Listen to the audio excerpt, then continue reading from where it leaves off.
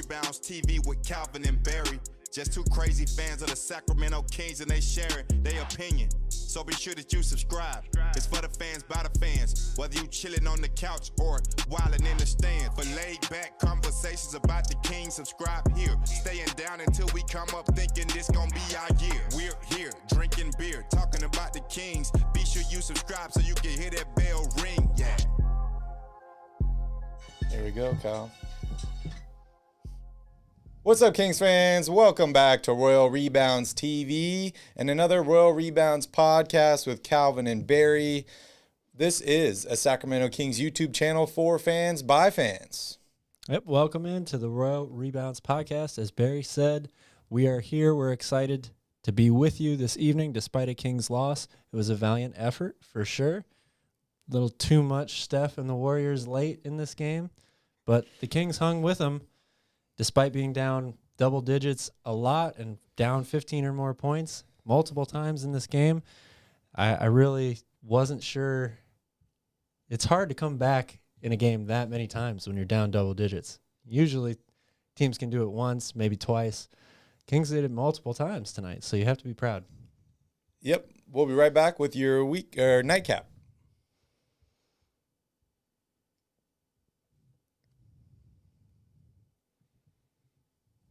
We're here, we're drinking beers, and we're talking about your Sacramento Kings. I'm drinking water. If you're a Kings fan, make sure you hit that like button. And if you enjoy content like this, consider subscribing to the channel. This is your Sacramento Kings nightcap. I'm drinking a light beer. Might as well be water. So, Cal, Kings lose tonight, 113-98 to the Golden State Warriors. I don't know if there were many Kings fans predicting a victory in this game tonight. The Kings are still down a ton of players due to COVID. Holmes is still out. The Warriors lost a couple players too. We saw Kuminga leave off the bench, didn't end up coming back to that game. We got to see another look of Doug Christie's offense and another look at this starting lineup of Tyrese, Buddy, HB, Metu, and Tristan Thompson. Kyle, let's hear your first thoughts on the game. Well, my first thoughts are just that I'm proud of the effort that the Kings put forth tonight. They could have easily rolled over and died early on in this game. That first quarter was pretty rough, only 16 points. But they kept fighting, they kept pushing. You know, the Warriors were down players too, no Andrew Wiggins in this game. And they put themselves in a position with a great third quarter, took the lead for the first time, going into the fourth. They had a chance to win. Then you look down and you realize, oh, Steph's really not having that great of a game. Yep. And he comes out in the fourth quarter and just blows it away. So just a tough way to go down in the end there. But I was much happier watching this game than I have been watching a handful of other games from Sacramento when they've been at full strength. So. Yeah, you know, this game actually didn't hurt too bad. You know, there were points in the game where I'm like, uh-oh, here we go again. And then the Kings just kept scrapping back in this game. Another good performance by Tyrese Haliburton. One thing that stuck out to me, the last time the Kings played the Warriors, the Kings had 0 steals in that game. Golden State ended up with 12. Tonight, 10 steals for the Kings, 12 for the Warriors. You know, Kings are getting better. We got to see a couple more looks of this no point guard lineup again with Tyrese out. He obviously can't play the whole game, especially on a back-to-back. No Fox, no Davion Mitchell. Buddy Hield was well, they did play Justin Robinson, who I think you would classify as a point guard. I get what you're saying, though. Yes. I understand what you're saying. And, you know, when that lineup was in, I know they had some success last night with that lineup, but when that lineup was in tonight, I just saw too many turnovers and bad passes. Kings didn't make a three in the first quarter. They didn't make one until the second quarter. Buddy Hield, I think, didn't even have a point in this game until the third quarter where he made a three.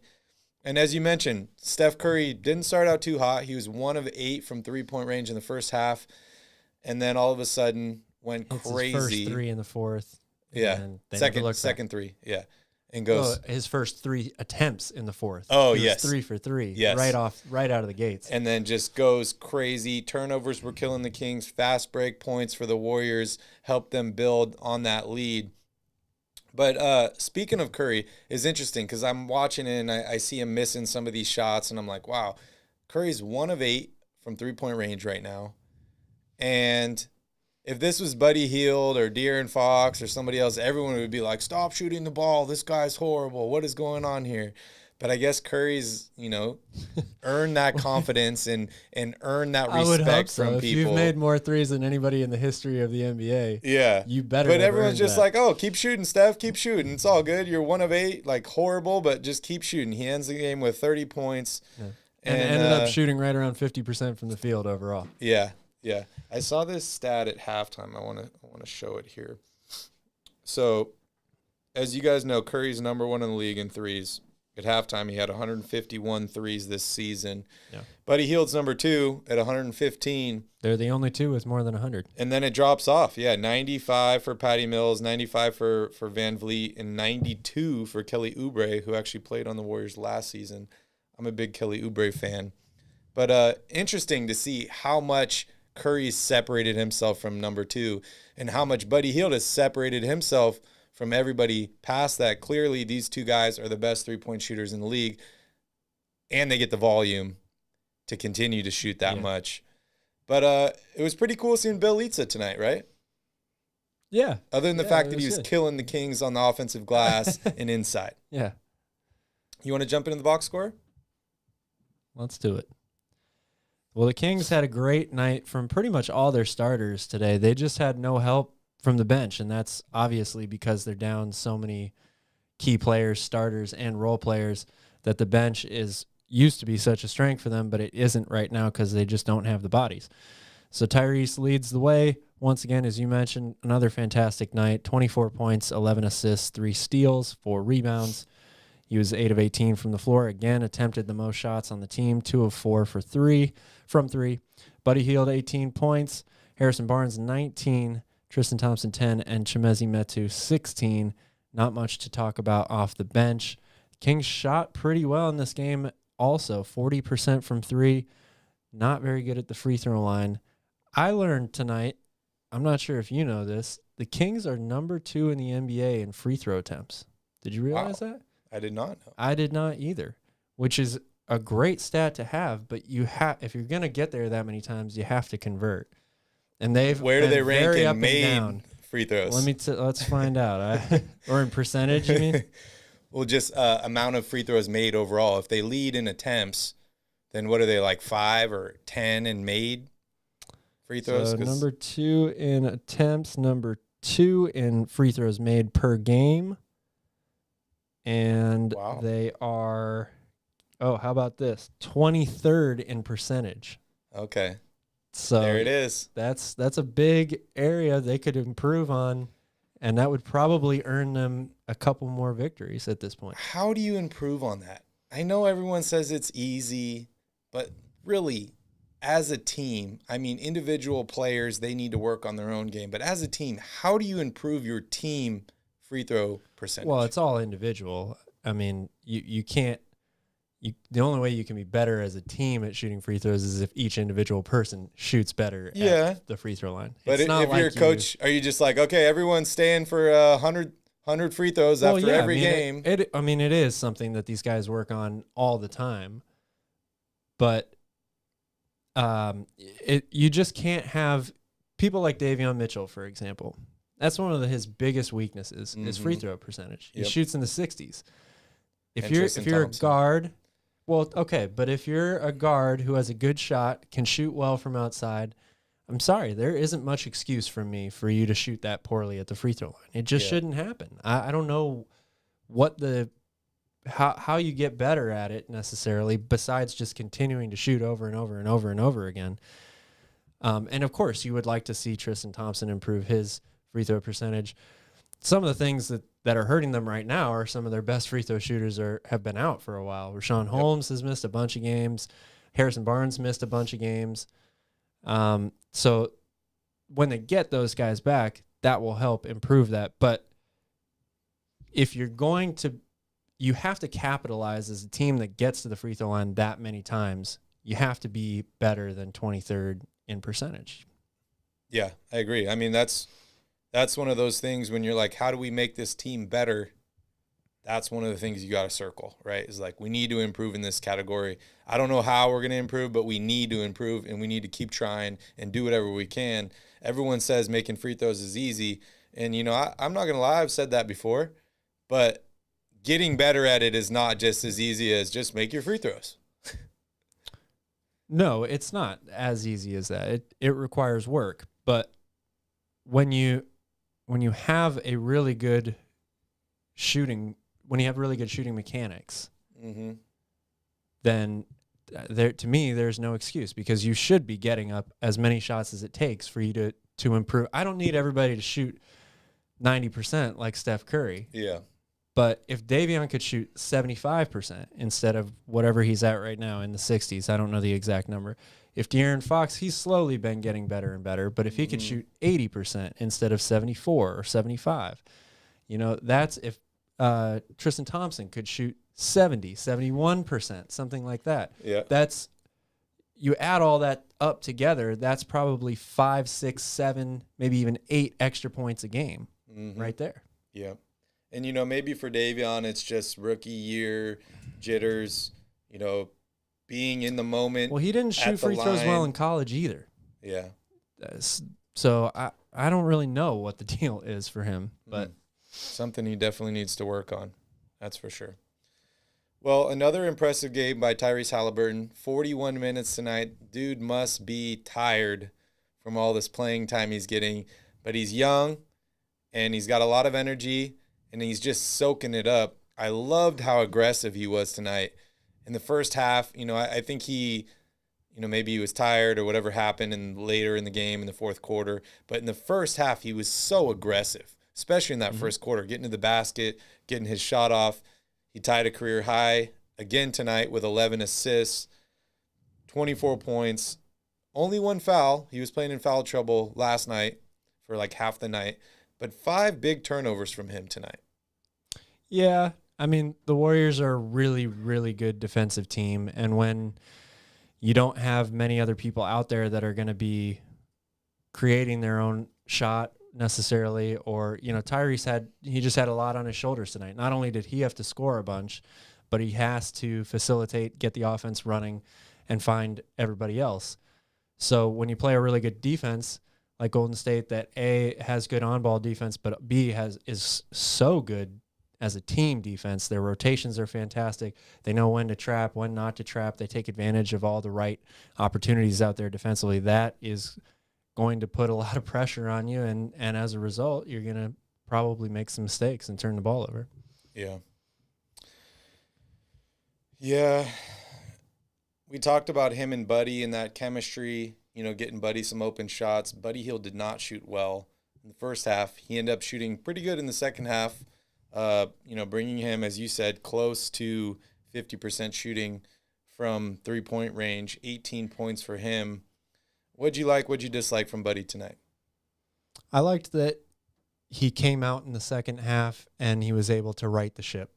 I mean, that's really all you can ask from him. One of my keys to the game was Buddy buckets, not Buddy chuckets, and that first half, particularly the first quarter, it was looking like it was going to be a real rough night for him. Yep. Turnovers, I think he had 4 in the 5 in the first total. Half, something like that. Yep.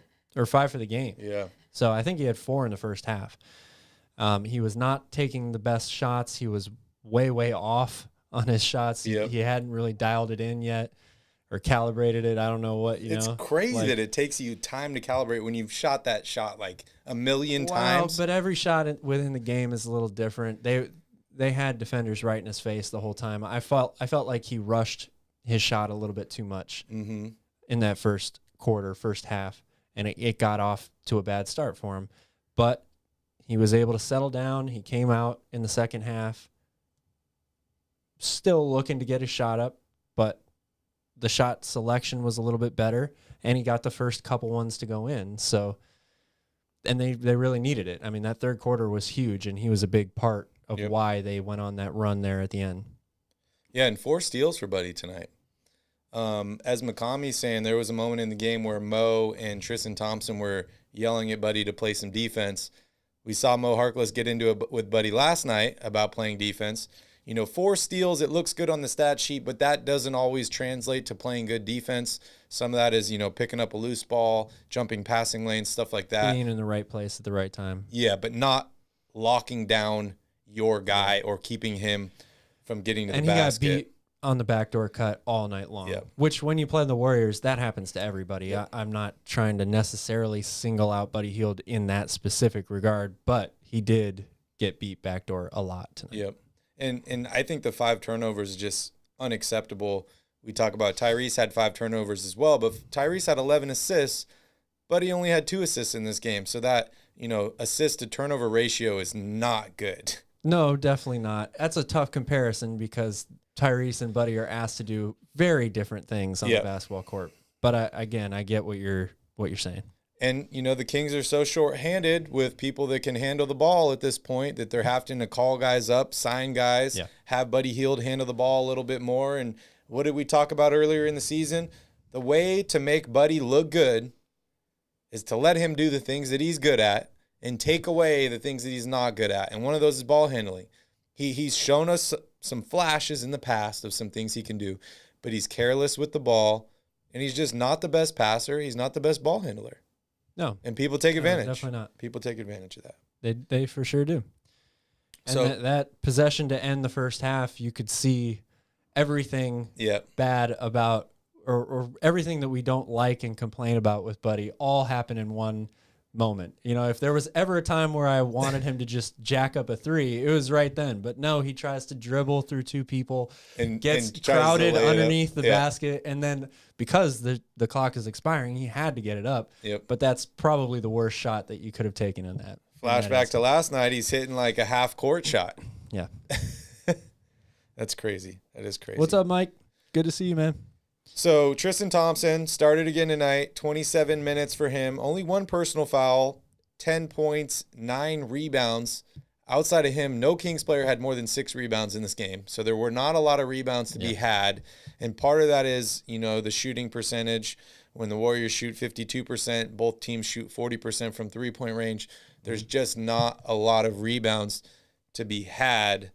Did you like what you saw from Tristan Thompson tonight? Overall, yeah, I do. I mean, there aren't many nights where I don't like what I see from him. He's just really, you know exactly what you're going to get from him every time. The hustle, the energy, the effort is there. He's got that great jump hook, and I thought he played well overall. And this is a team that he's used to battling. Yeah. Back when he was on the Cavaliers with LeBron James, we saw him banging inside with guys like Draymond Green. Yeah. He's very, very used to that. And the Warriors, the way they attack you, they spread you out and they run their offense so early and so high up above the 3-point line that it brings all the bigs out. And that's why they get backdoor cut after backdoor cut after backdoor cut, because there's nobody home as the rim. Tristan Thompson's not the best rim protector necessarily, but he's going to be in the right spot most of the time. But if you're not down there to start, then you can't recover to that. And so they just take people out of the game that way. Yeah. What's up, Mike? Shout out Monticello in the house. All right, moving on here. Harrison Barnes, 37 minutes for him tonight. He still seems to be bothered by that foot injury. We saw him kind of tweak it a little bit tonight. Maybe re-aggravated a little. But 19 points, 4 threes in this game. He seems to be playing a little bit better. He's definitely shooting better. But he's not the consistent HB that we've known and we've become accustomed to in Sacramento. I feel like early on in the season, he was one of the reasons why they were winning so many games, because he was playing out of his mind. And I don't know if he's regressed back to the mean or maybe a little bit worse than that due to the foot injury and stuff like that. But the Kings are really missing out not having a full Harrison Barnes out there. Yeah, definitely. I don't know how much he's still being affected by that foot injury. I mean, a foot sprain, when you play basketball and you're constantly running up and down, it can linger for sure. I'm sure he's not 100%. Whether he's 80% or 90%, I don't know. But they definitely just need more consistently out of him. And they need even more of him right now because they're so depleted roster-wise. Katie had a good point during the broadcast. She said, the season is a grind. It's so long. You get injured during the season, it doesn't go away. It's still with you for the rest of the season. You feel it. Hopefully it's healed up enough, but you still feel it, and you just have to keep playing, and hopefully you can still do what you can normally do, deal with the pain, deal with the discomfort, stuff like that.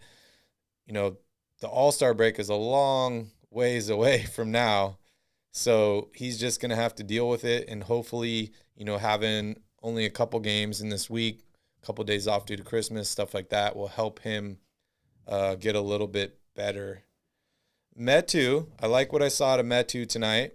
Still taking a ton of shots, 12 shots for him, but a lot of layups, some dunks, no threes for him tonight. 16 points in 34 minutes, a steal, a block, no turnovers. What do you think about Metu? I liked what I saw from him tonight. I thought that he played a much smarter game offensively. You didn't see him just throwing up a bunch of shots early in the shot clock. He did take 3 threes. They were all open. I would have liked it for him to hit 1 or 2 of them, but he just didn't. But overall, I felt like he just was a much more smarter offensive player tonight. He was looking to get to the basket. He also has this nice hook shot all of a sudden that keeps falling. He did something tonight that I'm not sure I've ever seen in my entire life. It was the strangest spin move that I have ever seen on a basketball court. He had nobody in front of him, a wide open lane, and then he spins the wrong way into a defender before putting up the shot. Like, I just have never seen anyone do that before. So I thought that was interesting. But overall, I liked what I saw from him. He's got to work with Siakam in the offseason on that spin move. Yeah. Spin move, Siakam. RP says Barnes needs to be traded. HB has never been consistent. I mean, honestly, he always has a hot start every season and then becomes inconsistent for the rest of the year. Bring his averages down to career averages. Any thoughts on that? I mean, I'm looking at his career numbers right now. Since the 2015-2016 season, he's never averaged less than 14 a game. Most seasons, he's 18, 17 a game. Had some career years in Dallas. Had some really good scoring years in Dallas. But, I mean, since 2015, 2016, his stats are very, very similar every year. So to me, that means you're pretty consistent. Maybe he's not giving you what you want out of him, what you would expect or what you hope to get out of him, but he has been pretty consistent as a player. I mean, his shooting percentages are pretty much the same from year to year. His three-point shooting percentage has been fantastic over the years. Since 2018, 40%, 39%, 40%, 38%, 39%. So that's pretty damn consistent, I would say. But it's a different story if you're not getting the type of production that you need to get from him to win on a nightly basis. That's a different story.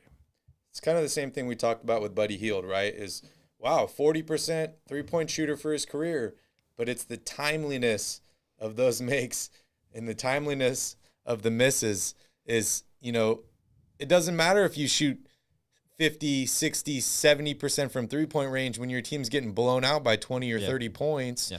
And then the games where they actually do need you to make shots, you can't hit anything. Mike says, 5 games left in 2021. How many of those games do you think the Kings will win? And just a look here at the schedule real quick. That's Clippers, Grizzlies, Thunder, and 2 games against the Mavericks. Not an easy schedule. Are you going 5-0? Well, apparently Royal Rebounds TV is going 5-0. I think that's Vinny. It's just hard. It's hard to call because if the Kings were 100% healthy, you would have maybe more confidence that they could win more of those games. I like the way that a lot of guys are playing right now, but part of their biggest problem is depth. They have had such an advantage over a lot of teams in depth overall this season being able to play 2-3 deep at some positions, and now they don't have that luxury anymore. So the more that the more they have to play like this, I mean, yes, Tyrese is only 21. He's a young guy. He should be able to go out there and play a ton of minutes every night. But that's going to start wearing on him, as we probably already saw it start wearing on him a little bit tonight. And it's only going to continue if he just has to keep playing 37, 38 minutes every night. And outside of that, they don't have a ton of really legit scoring options in general. So it's hard for me to predict a lot of wins here when they're playing that type of competition and they're so down or undermanned. Yeah, Kristen says, Vinny is even more optimistic than me, LOL. Well, I want to hear your number. How many wins? Oh, gosh. I'm going to go 3. Reading that schedule again, it's the Clippers, 2 games against Dallas. Yep. You got Oklahoma City in there. Oklahoma City's been playing really well lately, too. Know, it's like that should be the gimme game, and that's not even a gimme anymore. You got the Clippers and the Grizzlies. Clippers and the Grizzlies. My Yep. goodness.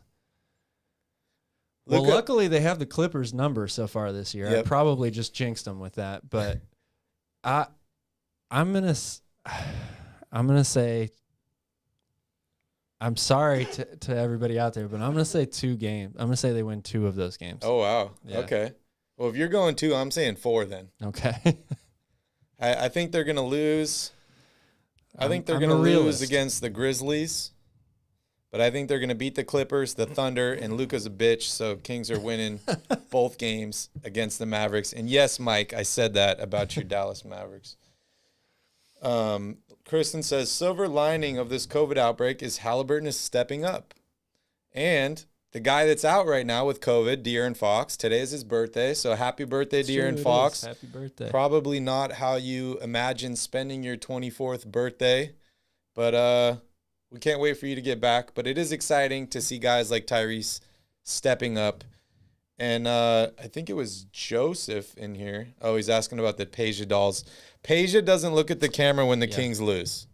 So, you can keep an eye. He looks at the camera when we win. He doesn't like to watch a loss. Yeah, he turns his back to the camera. And let's see. Brendan says, how much of Buddy's increase in scoring is because of Haliburton? I mean, maybe it's a little bit, but I don't think it's that much. I mean, Buddy Hield has scored 20 points in this league for a long time before Tyrese Haliburton was even playing at Iowa State. Yep. So I think that it benefits Buddy Hield to play with a guy like Tyrese. How could it not? He's always looking for the open man. How old is Buddy now? Like 35 or 28. Something? Just turned 28. Are you sure? You want to bet a shot on it? You've seen his birth certificate. You want to bet a shot on it? Because I remember there was a birth certificate mix-up with him. That's true. Would the Pelicans have drafted him this high if they knew he was a year older? That's what I want to know. If I was them, I'd be pissed. And then the Kings trade him for him, and then all of a sudden they're like, oh, he's a year older. Well, that's some Albert Pujols shit. According to the broadcasters from the other night, what was it? The 17th was his birthday.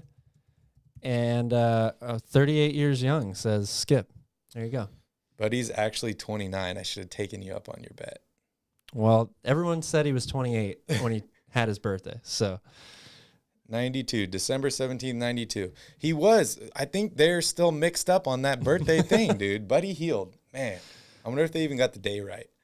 They wrote my birthday wrong on my vaccination card twice.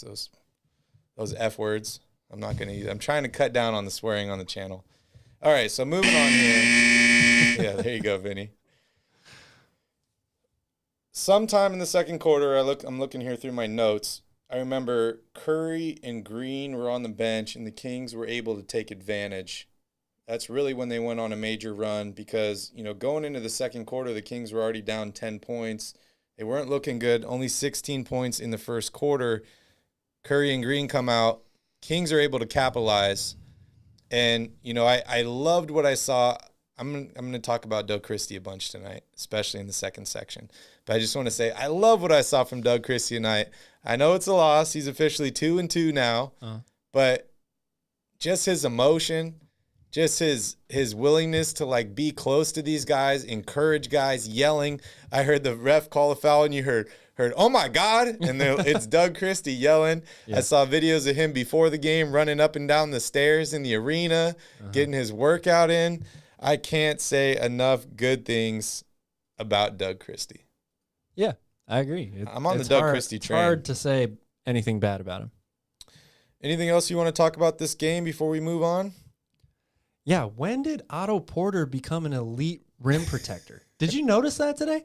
Every time the Kings got the ball inside, oh, here comes Otto Porter Jr. from the weak side. Block. Otto Porter Jr. from the weak side. Yeah, 4 blocks. I was like, who is this guy? Where was he in Chicago? Where was he anywhere? I've never seen him play like that before. It gets easy when you play on the Warriors. I guess so, but I was shocked. I mean, Gary Payton too is pretty amazing. Oh yeah, well they're all good. Toscano Anderson's a really great defender. Has good size. A lot of big threes from that guy. Yeah. Or no, sorry, only one big three tonight. But I remember. I like him a lot as a player. You know, we've talked a lot about guys we would want to target in trades and stuff like that. He's a big, like, dark horse player for me. I don't know what his contract situation is like. He's probably not making a ton of money. He does a lot of things really, really well. And I think he's improved over the past couple of years. Obviously, playing for that franchise and that system, he's gotten a lot of really valuable experience in practice every day with all of those guys.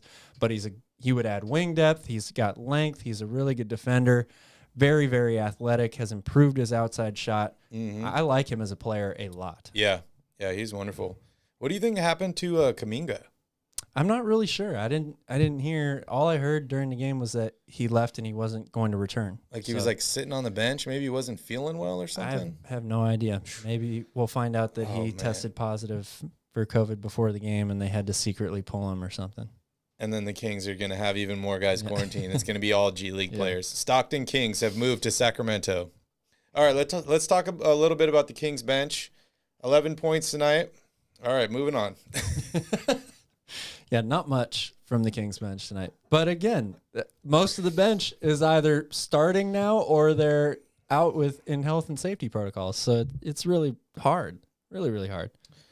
What do you think about Damian Jones tonight? Well, obviously didn't do. You guys scored the same amount of points tonight. Yeah, didn't play as well as he did yesterday. But I think the broadcast team was right. You know, Katie Christensen mentioned that this wasn't really the greatest matchup game for him. The Warriors play small so much. The Kings were trying to counter with that. And, he just didn't have his best game yet or best game tonight. That's the biggest thing for him is we talk about consistency. Yep. He's way, way up and down all over the place. Sometimes plays a lot, sometimes doesn't play very much at all. So I'm just surprised he only took one shot tonight. Yeah, they really didn't look to get him the ball that much. But again, it was so different night and day difference in the defense that they were facing tonight, right? Yep. I mean, the Kings got into the paint all they wanted. They had all these open looks. They really could do pretty much anything they wanted to against San Antonio yesterday. Nothing easy against the Warriors today. And when Draymond Green's guarding you, no one wants to pass you the ball. Yeah. 3 turnovers for him tonight, too, which is the Draymond Green effect. And the Warriors do a good job of baiting you into making the pass that they want you to make, right? Yeah. I remember very first play of the game, Tyrese has the ball. Bam, turnover right away.